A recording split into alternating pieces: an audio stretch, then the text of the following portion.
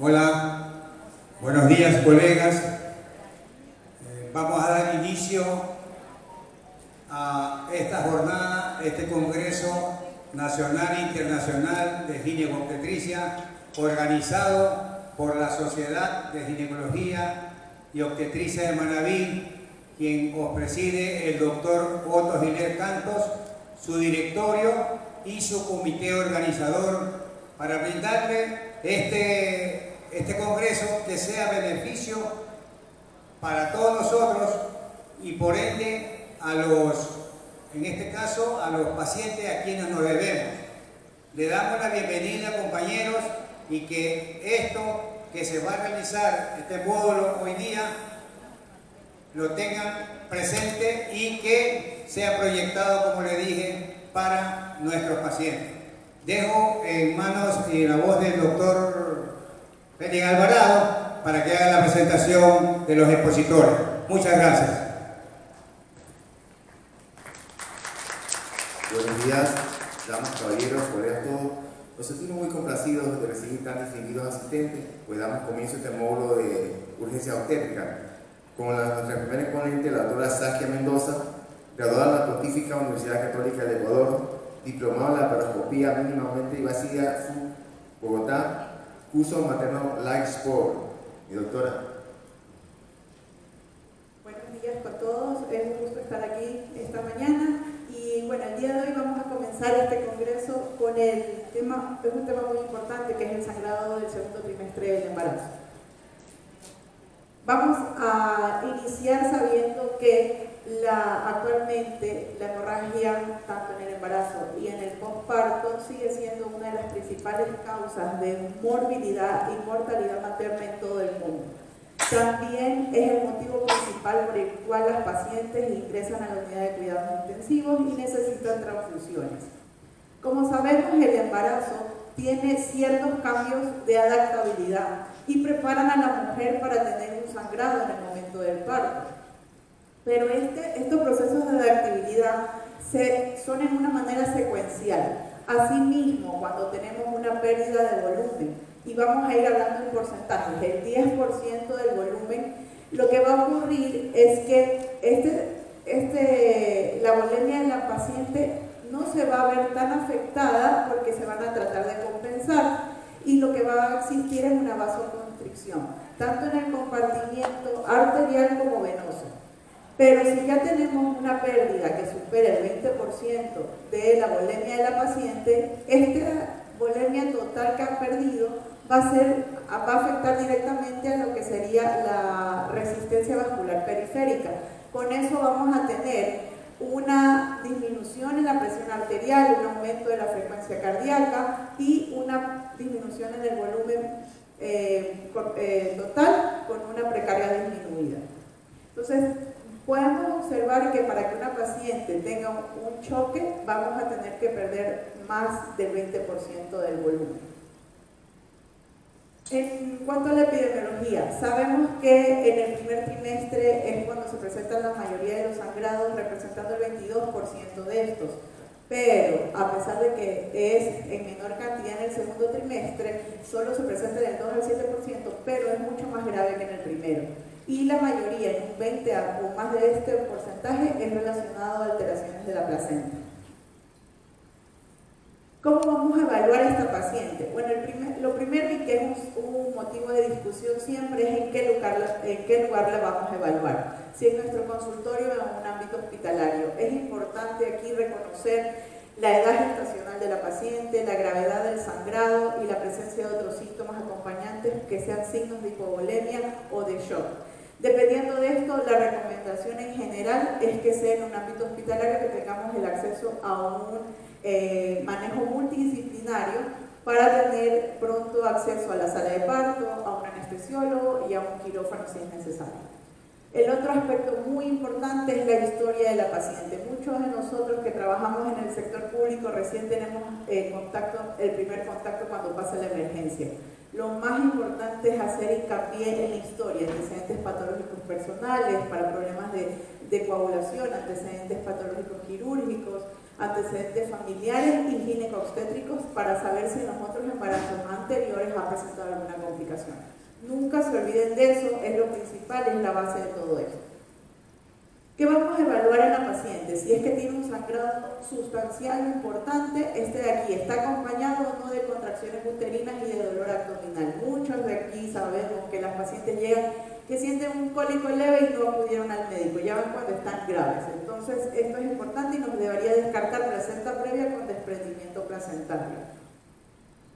Si es un sangrado leve con dolor, este de aquí debemos considerar siempre la posibilidad de que el sangrado se ha quedado en la cavidad intraabdominal. Es decir, que podemos tener hallazgos de hipotensión, de taquicardia, de aumento de la frecuencia cardíaca, de la circunferencia abdominal y el monitoreo fetal que debería estar en categoría 3, que ya nos da un riesgo de bienestar fetal. Aquí tenemos las entidades que son ruptura uterina, desprendimiento prematuro de placenta o basa previa.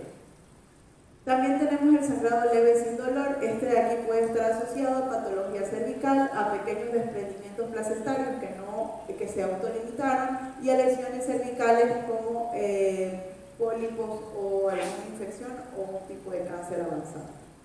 Otro de los puntos más importantes de la evaluación sería la exploración física enfocada. Aquí lo que vamos, bueno, aquí les traigo una imagen de los que no son de aquí. Manta es hermosa y tenemos el faro de San Lorenzo, que si lo pueden ir a visitar sería genial.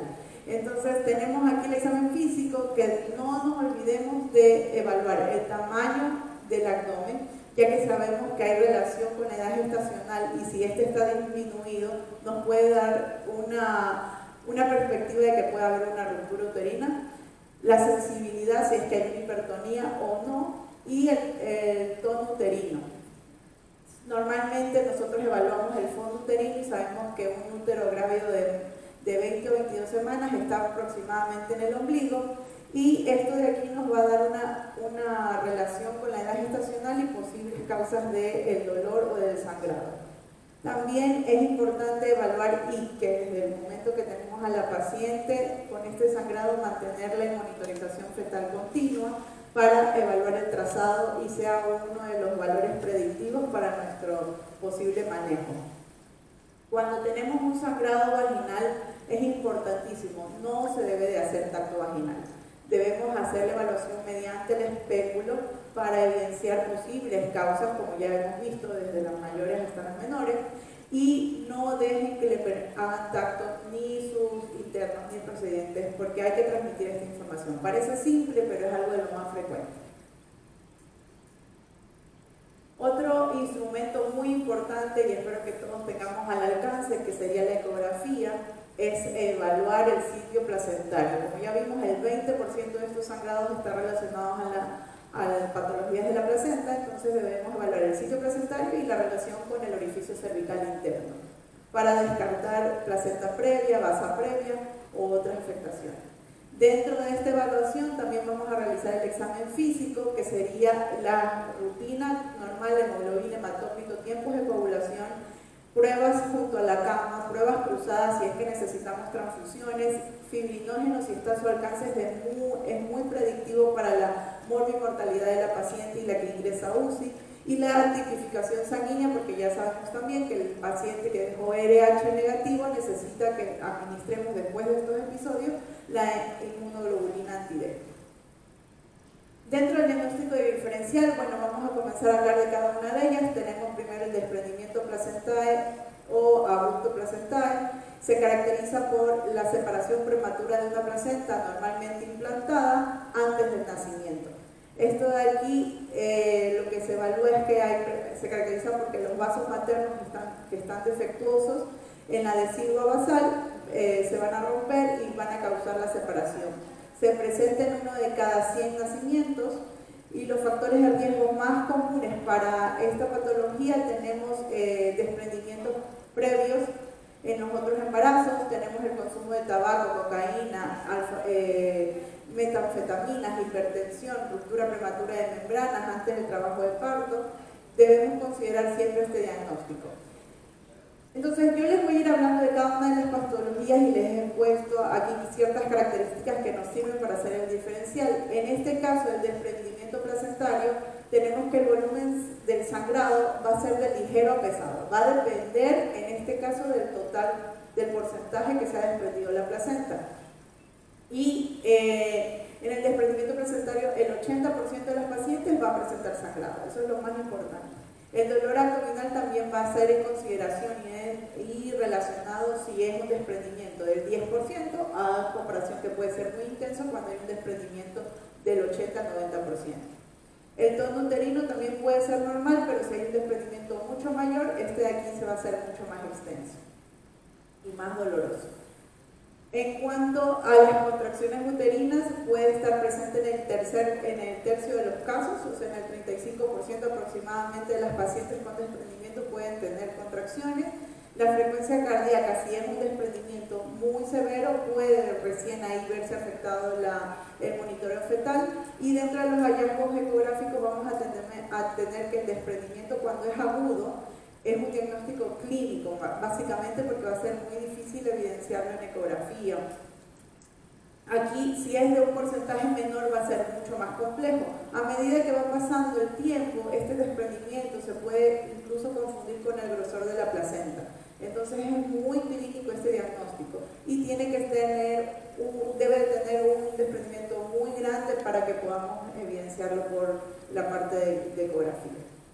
Aquí tenemos una ecografía donde los hematomas, por la ubicación, los retroplacentarios son los que tienen peor pronóstico en la supervivencia fetal, y los hematomas retroplacentarios más de 60 ml son los que tienen un peor pronóstico en la vida fetal del bebé. ¿Qué es lo importante? Y esto va a ser recalcado en toda la conferencia, es la cuantificación de la pérdida sanguínea. Nosotros debemos saber que pasa el parto, pasa la cesárea o viene la paciente sangrando y decimos, no, sangró 200 ml, sangró, pero solamente con una evaluación subjetiva. Eso no puede pasar. Debemos tener nosotros la idea de que una toalla sanitaria solamente manchada tiene 30 ml, pero en cambio una toalla sanitaria completamente empapada llega a almacenar 100 ml.